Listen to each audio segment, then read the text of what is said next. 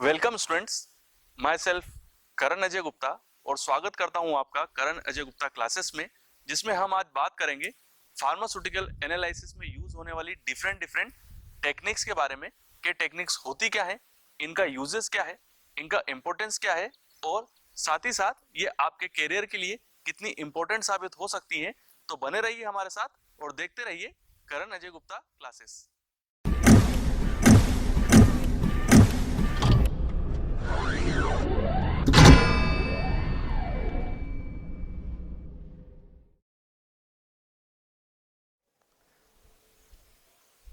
तो चलिए स्टार्ट करते हैं। सबसे पहले हम इन टेक्निक्स की बात कर लेते हैं कि टेक्निक्स होती कौन सी हैं। सबसे पहले ये जो टेक्निक्स होती हैं बेसिकली ये चार टेक्निक्स होती हैं। इसमें फर्स्ट टेक्निक होती है केमिकल टेक्निक्स, सेकंड होती है फिजिको केमिकल टेक्निक्स, थर्ड होती है माइक्रोबायोलॉजिकल टेक्निक्स और फोर्थ होती है बायोलॉजिकल टेक्निक्स। ये फार्मास्यूटिकल एनालिसिस की जो चार टेक्निक्स हैं बेसिकली ये वो टेक्निक्स हैं जो फार्मास्यूटिकल फील्ड के अंदर यूज होती हैं। तो अगर हम बात करें केमिकल टेक्निक्स की तो इसका बेसिक कॉन्सेप्ट ये होता है कि ये केमिकल मेथड्स पे डिपेंड करती हैं। साथ ही साथ ये सभी टेक्निक्स जो होती हैं टाइट्रीमेट्रिक टेक्निक्स होती हैं और इसे हम ये भी कह सकते हैं क्लासिकल टेक्निक्स हैं जो एंशियंट टाइम मतलब काफी पहले ये यूज हुआ करती थी, बट अब इनका जो यूज होना काफी कम हो गया है। जो हम आगे बात करेंगे कि क्या रीजन है कि ये अब यूज बहुत ही कम होती है।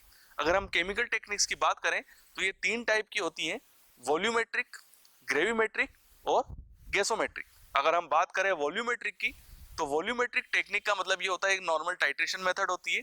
जब हम टाइट्रेशन करते हैं जिसमें हमारा सैंपल जो होता है वो कॉनिकल फ्लास्क में होता है और आपका जो स्टैंडर्ड होता है वो आपका ब्यूरेट में होता है और जब वो आपस में रिएक्ट करते हैं तो एक केमिकल रिएक्शन होती है और जब एक न्यूट्रल पॉइंट आ जाता है जहां पर आपका कलर चेंज होता है जो आपके इंडिकेटर के थ्रू होता है, तो वहां पर आपकी जो रिएक्शन है जो टाइट्रेशन है वो खत्म हो जाती है और आप वॉल्यूम के बेसिस पे मतलब जितना स्टैंडर्ड का वॉल्यूम यूज हुआ है उसके बेसिस पे आप आपके सैंपल की कंसंट्रेशन को डिटरमाइन करते हैं, उसकी प्यूरिटी को डिटरमाइन करते हैं।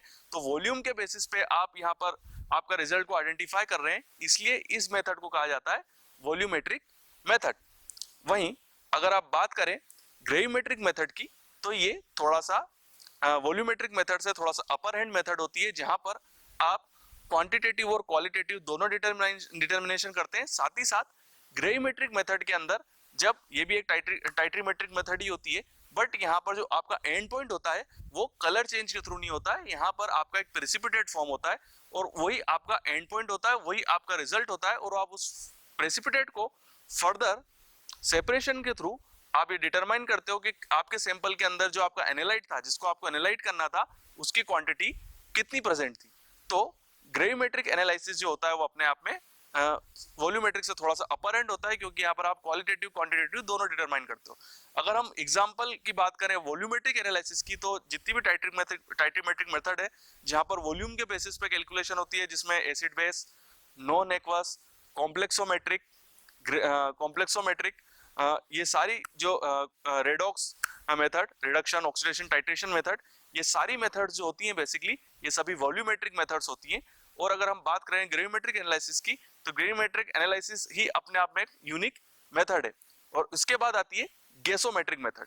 गैसोमेट्रिक मेथड भी एक तरह की टाइट्रेशन ही होती है, बट यहाँ पर जो एंड पॉइंट होता है वो एक फर्दर रिएक्शन के थ्रू होता है जहां पर जो आपका एनालाइट जो आपका स्टैंडर्ड है और वो जब एनालाइट के साथ रिएक्ट करता है और जब वो दोनों आपस में रिएक्ट करके जब वहां पर एंड पॉइंट आने वाला होता है मतलब आपकी मेथड कंप्लीट होने वाली होती है तो वहां पर गैस फॉर्म होना स्टार्ट हो जाती है। मतलब गैस जो होती है वो एटमॉस्फेयर में इमिट होने लग जाती है, उसका इमिशन होने लग जाता है। तो आप उस गैस की अगर आप चाहे तो उसकी ऑर्डर के थ्रू या अगर गैस जो जनरेट हो रही है वो वाया कलर के थ्रू हो रही है तो आप उसको डिटरमाइन कर सकते हैं। बट अगर कोई आप ऐसा कंपाउंड एनालाइज कर रहे हैं जो ना इस टाइप जो गैस इमिट कर रहा है एटमॉस्फेयर में, ना उसमें कोई कलर है ना किसी टाइप का ऑर्डर है, तो आप वहां पर एड्सॉर्बेंट का यूज कर सकते हो। जो एड्सॉर्बेंट उस गैस को एब्जॉर्ब करेगा और कलर चेंज, जो एड्सॉर्बेंट जब गैस एब्जॉर्ब करेगा तो उसके अंदर कोई कलर चेंज होगा और जब उसका एड्सॉर्बेंट का कलर चेंज होगा तो उस बेसिस पे आप उसमें ये देख सकते हो कि आपका एंड पॉइंट आ चुका है। साथ ही साथ गैसोमेट्रिक मेथड में एक ध्यान देने वाली बात यह है कि यहाँ पर कंडीशंस का एक इंपॉर्टेंट रोल प्ले होता है। मतलब यहाँ पर जो रिएक्शंस होंगी आपके सैंपल और स्टैंडर्ड के बीच में एक पर्टिकुलर कंडीशंस में होगी। मतलब वो हो सकती है एक पर्टिकुलर टेम्परेचर या प्रेशर, या पहले आपको आपके एनालाइट को हीट डाउन करना पड़े और उसके बाद आपको आपकी जो मेथड है जो रिएक्शन है वो स्टार्ट करना पड़े। साथ ही साथ अगर हम बात करें टाइट्रेशन की तो टाइट्रेशन के अंदर बेसिकली जो रिएक्शंस होती हैं एक तरह से वो केमिकल रिएक्शंस होती हैं, और ये केमिकल रिएक्शन उसके टाइट्रेशन के ऊपर डिपेंड करता है। मतलब अगर आप एसिड बेस टाइट्रेशन परफॉर्म कर रहे हैं तो बेसिकली वहां पर एसिड बेस रिएक्शंस होगी, मतलब वहां पर हाइड्रोजन और OH आयन जो होंगे वो ट्रांसफर होंगे। अगर आप ऑक्सीडेशन रिडक्शन टाइट्रेशन कर रहे हैं तो वहां पर स्टैंडर्ड और सैंपल के बीच में ऑक्सीडेशन और रिडक्शन होगा, तो इस टाइप की रिएक्शन होगी। अगर आप कॉम्प्लेक्सोमेट्रिक कर रहे हैं तो वहां पर क्या होगा, EDTA पार्टिसिपेट करेगा, इथिलाइन डाइमीन टेट्राएसिटिक एसिड, और वहां पर कॉम्प्लेक्स फॉर्म होगा, और कॉम्प्लेक्स के जब फॉर्म होगा तब वहां पर एक एंड पॉइंट आएगा। तो यहाँ पर सारे स्टैंडर्ड्स भी अलग अलग होते हैं, मतलब अगर आप एसिड बेस की बात करें तो वहां पर भी स्टैंडर्ड्स अलग होते हैं, अगर आप कॉम्प्लेक्सोमेट्रिक की बात करें तो वहां भी स्टैंडर्ड्स अलग अलग होते हैं, और रेडॉक्स के अंदर भी स्टैंडर्ड्स अलग अलग होते हैं, क्योंकि बेसिकली उनका प्रिंसिपल अलग अलग है। तो उस बेसिस पे यहाँ पर टाइट्रेशन परफॉर्म होती है। और अगर हम बात करें यहाँ पर इंडिकेटर की, जो आपको एंड पॉइंट बताता है, तो इंडिकेटर का काम एंड पॉइंट नहीं है। बेसिकली इंडिकेटर एक ऐसा यूनिवर्सल इंडिकेटर होता है, ये एक ऐसा सॉल्यूशन होता है जो डिफरेंट डिफरेंट पीएच पे कलर देता है। मतलब पीएच एसिडिक है तो कुछ और कलर, बेसिक है तो कुछ और कलर, और अगर न्यूट्रल है तो कुछ और कलर। तो अगर हम एसिड बेस की बात करें तो इसमें जो इंडिकेटर यूज हो रहे हैं बेसिकली वो एसिड पे अलग कलर देंगे, और जब रिएक्शन कंप्लीट हो जाएगी, कहने का मतलब है रिएक्शन तब कंप्लीट होगी जब न्यूट्रल पॉइंट आ जाएगा और वहां पर वो उस पर्टिकुलर पीएच पे उसका कलर चेंज हो जाएगा। अगली मेथड है हमारी फिजिको केमिकल मेथड। अगली मेथड है फिजिको केमिकल मेथड, या हम इसको कह सकते हैं इंस्ट्रूमेंटल मेथड, जो एक मॉडर्नाइज मेथड है और जो फार्मास्यूटिकल एनालिसिस डिपार्टमेंट में और QC लेबोरेटरीज में आज की डेट्स में यूज हो रही है। बेसिकली अगर हम इस मेथड्स की बात करें तो ये फार सुपीरियर है as compared to titrimetric method से, या हम कह सकते हैं कि वॉल्यूमेट्रिक मेथड से। अगर हम बात करें केमिकल मेथड्स के प्रॉब्लम्स की, तो क्या प्रॉब्लम हुआ करती थी, सबसे ज्यादा जो केमिकल मेथड के अंदर जो प्रॉब्लम क्रिएट होती थी या टाइट्रीमेट्रिक मेथड की प्रॉब्लम क्रिएट होती थी, वो ये होती थी कि उस मेथड्स का किसी भी टाइप का जस्टिफिकेशन नहीं होता था। उसमें किसी भी टाइप जब चाहो आप उसमें डाटा को इंटीग्रेट कर सकते थे, डाटा चेंज कर सकते थे अपनी सहूलियत के हिसाब से। उसमें किसी भी टाइप का डिजिटलाइजेशन नहीं था, कोई भी मशीन उसके साथ कंडक्टेड इंटर नहीं थी या किसी जुड़ी हुई नहीं थी जो आपके रिजल्ट्स को रिकॉर्ड कर सके, जिसके थ्रू आप फ्यूचर में उन रिकॉर्ड्स को एनालाइज कर सके। इस वजह से टाइट्रीमेट्रिक मेथड के अंदर काफी प्रॉब्लम क्रिएट हुई, लोगों ने काफी डाटा के साथ छेड़छाड़ करी, कई फेल ड्रग को पास किया गया, जिस वजह से आज के कंडीशन में फार्मास्यूटिकल इंडस्ट्रीज के अंदर, क्वालिटी कंट्रोल लैब्स के अंदर टाइट्रीमेट्रिक मेथड्स का यूज काफी कम हो गया है। और अगर अभी जहां भी इसका मेथड का यूज हो भी रहा है तो वो केवल आइडेंटिफिकेशन पर्पस के लिए हो रहा है। प्यूरिटी के एनालिसिस के लिए जो मेथड्स यूज होती है वो है इंस्ट्रूमेंटल मेथड। अगर हम बात करें इंस्ट्रूमेंटल मेथड की, तो आपको ये बात समझनी पड़ेगी कि हर इंस्ट्रूमेंट जो होता है वो एक पर्टिकुलर प्रिंसिपल पे काम करता है, और हर इंस्ट्रूमेंट का अपना एक प्रिंसिपल होता है। तो आपको कौन सी ड्रग किस इंस्ट्रूमेंट पे यूज करनी है वो उसके बेसिस पे होती है कि उसका फिजिकल और केमिकल कैरेक्टर क्या है। जैसे एग्जांपल के लिए हम बात करें कि फार्मास्यूटिकल इंडस्ट्रीज के अंदर 90% ड्रग जो होती है वो यूवी को एब्जॉर्ब करती है, मतलब सनलाइट को एब्जॉर्ब करती है।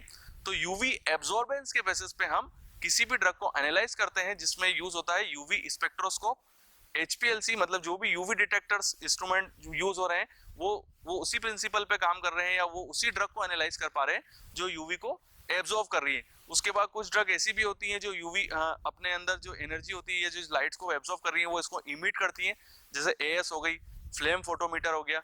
कुछ ड्रग्स जो होती हैं उसमें कंडक्टेंस का नेचर होता है, मतलब वो इलेक्ट्रिसिटी का कंडक्शन होता है, जिसमें आप होता है कंडक्टोमेट्री। कुछ ड्रग ऐसी होती है जिसको आप जब करंट प्रोवाइड कराते हो तो एक पर्टिकुलर पोटेंशियल जनरेट होता है। ये सारी चीजें कंसंट्रेशन के ऊपर डिपेंड करती है कि ज्यादा, जैसे एग्जांपल के जैसे मैं आप यूवी की बात कर रहा था, तो जितनी ज्यादा कंसंट्रेशन होगी उतनी ज्यादा यूवी का एब्जॉर्बेंस होगा। उसी हिसाब से जितनी ज्यादा उसकी कंसंट्रेशन होगी उतना ज्यादा कंडक्शन होगा, जितनी ज्यादा कंसंट्रेशन होगी उतना ज्यादा उसके अंदर पोटेंशियल जनरेट होगा, जो हम पोटेंशियोमेट्री के अंदर डिटरमाइन करते हैं। उसके अलावा मास स्पेक्ट्रोस्कोपी भी है, जो मास इनटू चार्ज के रेशियो पे काम करती है। तो आपने अगर देखा हो तो अगर हम स्टीरियोकेमिस्ट्री की बात करें तो वहाँ कुछ ड्रग ऐसी होती है जो प्लेन पोलराइज्ड लाइट को मूव कर देती हैं, तो ये पोलरोमीटर जो हम यूज करते हैं। तो ये सब ड्रग के नेचर के ऊपर है कि उसका फिजिकल और केमिकल नेचर कैसा है, उसके बेसिस पे हम उसके इंस्ट्रूमेंट को डिसाइड करते हैं, और स्टैंडर्ड के वैल्यू पर, मतलब स्टैंडर्ड से कंपैरिजन करके हम ड्रग को आइडेंटिफाई करते हैं कि वो कितनी प्योर है।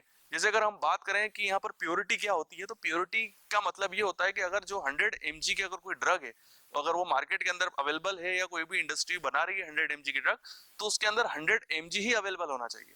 अगर 100 mg के अलावा अगर उसके अंदर 102 mg हो या 97 या 96 96 mg भी होगा तो ड्रग इम्प्योर कहलाएगी। तो बेसिकली इसको हम दो तरीके से देख सकते हैं कि या तो उसके अंदर पूरा का पूरा कंटेंट हो, एक तो हमको ये एनालाइज करना है, दूसरी चीज हमको ये भी एनालाइज करनी है कि उसके अंदर कोई इम्प्योरिटी तो नहीं है। तो ये दोनों पैरामीटर जो होते हैं वो बेसिकली किसी भी ड्रग की प्योरिटी को डिसाइड करते हैं। और इंस्ट्रूमेंटल मेथड या फिजिको केमिकल मेथड बेसिकली इन्हीं चीजों को डिटरमाइन करने के काम आती है। और अलग अलग प्रिंसिपल्स पे हम कह सकते हैं ड्रग के अलग अलग नेचर पे, कुछ ड्रग जो होती है वो यूवी को एब्जॉर्ब करती हैं, किसी के अंदर कंडक्शन होता है, किसी के अंदर पोटेंशियल जनरेट होता है, किसी के अंदर हम इलेक्ट्रॉन की बम्बार्डमेंट कराते हैं तो उनके अंदर चार्ज जनरेट हो जाता है जिससे हम उसका मास डिटरमाइन कर लेते हैं। कोई ड्रग्स जो होती है वो प्लेन पोलराइज्ड लाइट को मूव कर देती है, एक पर्टिकुलर एंगल में मोड़ देती है। तो अलग अलग कैरेक्टर के बेसिस पे हम उस इंस्ट्रूमेंट को डिसाइड करते हैं और अलग अलग इंस्ट्रूमेंट्स भी अलग अलग कैरेक्टर्स के बेसिस पे बनाए गए हैं और उनके थ्रू हम किसी भी ड्रग के अंदर या उसकी प्योरिटी को डिटरमाइन करते हैं। हेलो स्टूडेंट, अभी हम आगे बढ़ते हैं और हमारी तीसरी मेथड की तरफ हम बात करते हैं जो कि है माइक्रोबायोलॉजिकल मेथड, जो कि फार्मास्यूटिकल एनालिसिस की एक बहुत ही इंपॉर्टेंट मेथड है। तो अगर हम बात करें माइक्रोबायोलॉजिकल मेथड की, तो माइक्रोबायोलॉजिकल एनालिटिकल मेथड तब यूज की जाती है जब किसी ड्रग की केमिकल टेस्टिंग और फिजिको केमिकल टेस्टिंग परफॉर्म हो चुकी होती है। मतलब हमको ये पता चल जाता है कि वो ड्रग जो है वो पूरी तरह से प्योर है और वो अपने कंटेंट को केयर कर रही है, मतलब वो अपना कंटेंट है उसके अंदर के वो एपीआई और जो उसका प्योर फॉर्म है ड्रग का वो कंटेन करती है। बट अब जो हम ये जो दो टेक्निक्स जो हम बात करेंगे जिनकी, वो है माइक्रोबायोलॉजिकल टेक्निक और बायोलॉजिकल टेक्निक। इन दो टेक्निक्स की हेल्प से बेसिकली हम ड्रग की एक्टिविटी चेक करते हैं, बेसिकली कि ड्रग कितनी ज्यादा इफेक्टिव है। तो आपने वहां पर, जबकि जो फर्स्ट दो मेथड्स थी केमिकल मेथड और फिजिको केमिकल मेथड, वहां पर हम ड्रग के अंदर ये चेक कर रहे थे कि ड्रग कितनी प्योर है, वो कितना ज्यादा उसके अंदर किसी टाइप की इंप्योरिटी तो नहीं है, या वो अगर जैसे मान लीजिए एग्जांपल के लिए अगर 500 ml पैरासीटामोल की कोई टेबलेट हम ले लेते हैं, तो केमिकल मेथड और फिजिको केमिकल मेथड की हेल्प से हम ये डिटरमाइन कर रहे थे कि वो जो टेबलेट है बेसिकली वो पैरासीटामोल को कितना कंटेन करती है, मतलब 500 mg की है तो 500 mg है कि नहीं है उसके अंदर, या उसके अंदर किस टाइप की इंप्योरिटी तो नहीं है। ठीक, तो इस टाइप का जो डिटर्मिनेशन होता है जहां पर हम ड्रग की प्योरिटी टेस्टिंग करते हैं, तो वहां पर हम केमिकल मेथड और फिजिको केमिकल मेथड का यूज करते हैं। बट अब हमको ड्रग की एक्टिविटी चेक करनी है कि वो ड्रग कितनी इफेक्टिव है ह्यूमन बीइंग के ऊपर, या वो बेसिकली। तो अब हम उसके लिए हम जाएंगे अदर टेक्निक्स के ऊपर, जो है माइक्रोबायोलॉजिकल टेक्निक और बायोलॉजिकल टेक्निक। तो सबसे पहले हम बात करते हैं माइक्रोबायोलॉजिकल टेक्निक की। तो माइक्रोबायोलॉजिकल टेक्निक नाम से पता चल रहा है कि बेसिकली ये टेक्निक जो होती है वो माइक्रो ऑर्गेनिज्म इसके अंदर इन्वॉल्व होते हैं। माइक्रो ऑर्गेनिज्म से रिलेटेड है, जैसे कि आपके फंगी, बैक्टीरिया, प्रोटोजोआ, वायरस, तो इस टाइप के जो ऑर्गेनिज्म होते हैं बेसिकली उसके अंदर, मतलब उनसे रिलेटेड जो डिजीज होंगी और उनके अगेंस्ट जो हम ड्रग प्रोड्यूस करेंगे, तो उनकी एक्टिविटी चेकिंग के लिए, मतलब वो ड्रग्स जो माइक्रो ऑर्गेनिज्म के अगेंस्ट में डेवलप की जाती हैं उनको किल करने के लिए, उनकी एक्टिविटी को चेक करने के लिए बेसिकली जो मेथड यूज की जाती है उनको कहते हैं, उन मेथड्स को कहा जाता है माइक्रोबायोलॉजिकल मेथड्स। बेसिकली माइक्रोबायोलॉजी अपने आप में एक वास्ट एरिया है, एक बहुत बड़ा सब्जेक्ट है, जिसके अंदर डिफरेंट माइक्रोबायोलॉजिकल मेथड्स के थ्रू हम डिफरेंट वैक्सीन्स को डेवलप करते हैं, या डिफरेंट टेक्निक्स या डिफरेंट ड्रग्स डेवलप करते हैं। बट अभी हम यहाँ पर केवल बात कर रहे हैं फार्मास्यूटिकल एनालिसिस की टेक्निक्स की, तो हम केवल यहाँ पर बात करेंगे माइक्रोबायोलॉजी के अंदर यूज होने वाली डिफरेंट एनालिटिकल टेक्निक्स। एग्जाम्पल के लिए सबसे ज्यादा जो माइक्रो ऑर्गेनिज्म को किल करने के लिए जो ड्रग प्रोड्यूस होती है वो होती है एंटीबायोटिक्स।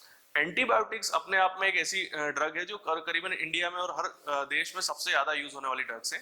तो इसका कहने का मतलब ये है कि जो भी फार्मास्यूटिकल इंडस्ट्री होगी वो एंटीबायोटिक्स को सिंथेसाइज करती है। करीबन 90% जो इंडस्ट्रीज है वो एंटीबायोटिक ड्रग को प्रोड्यूस कर रही है।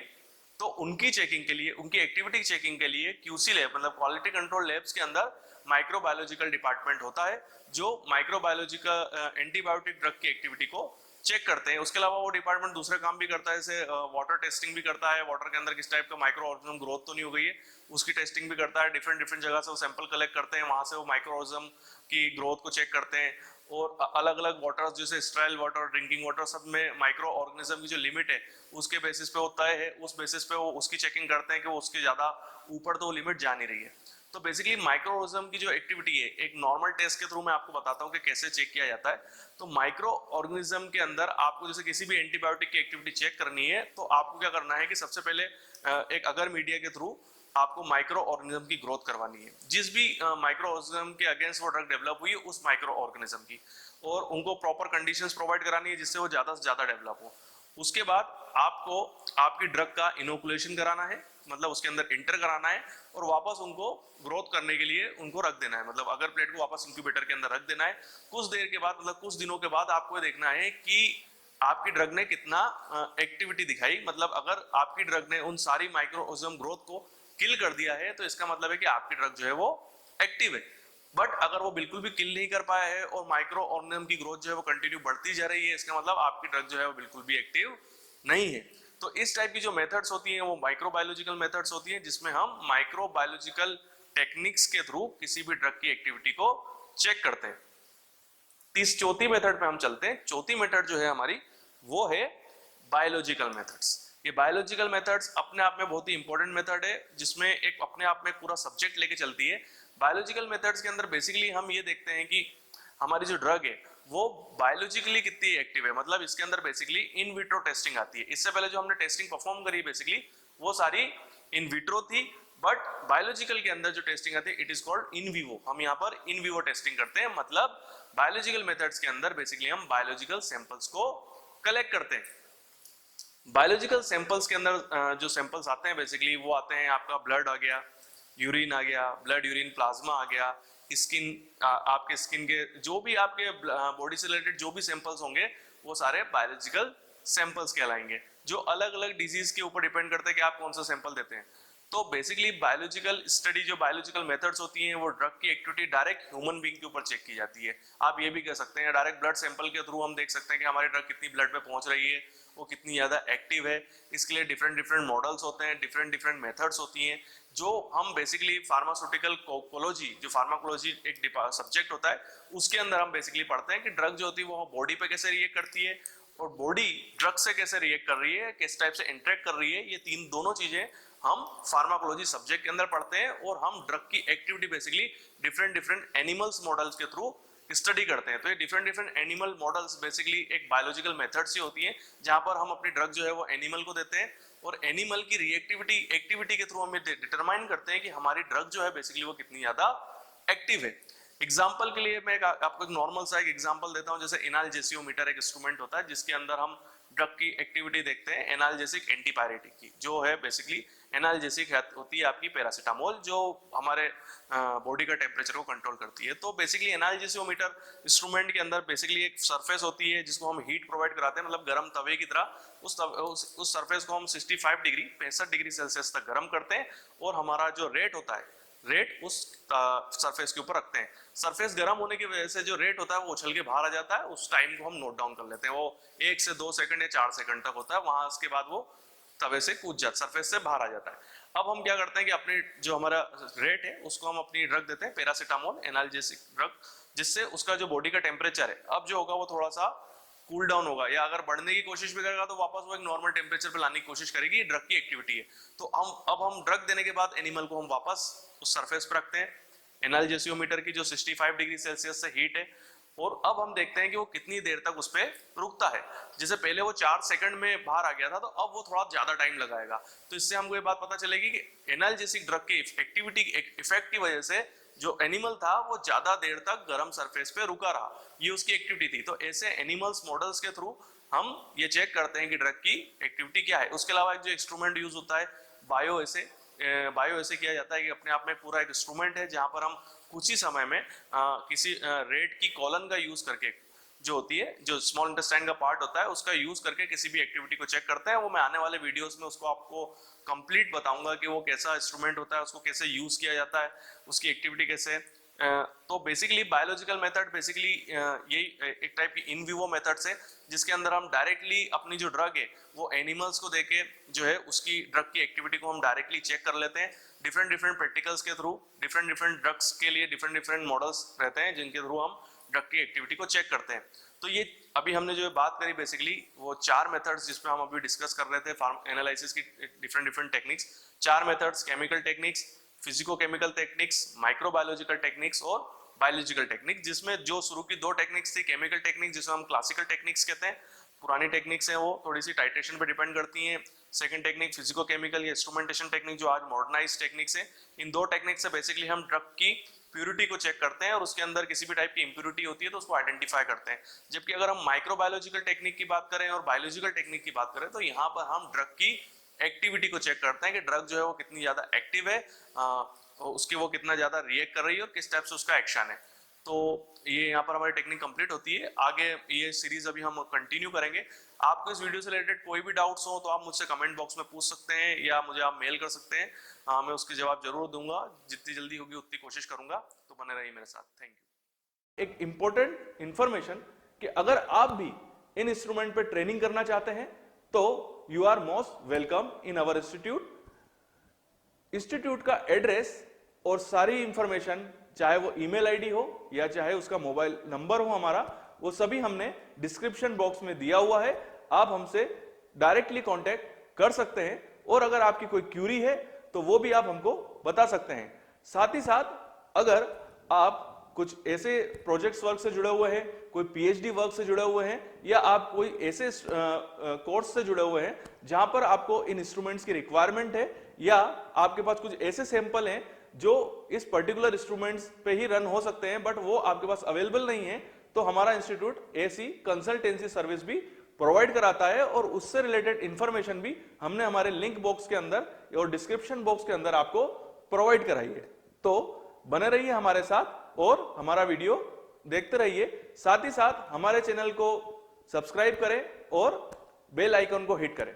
Thank you.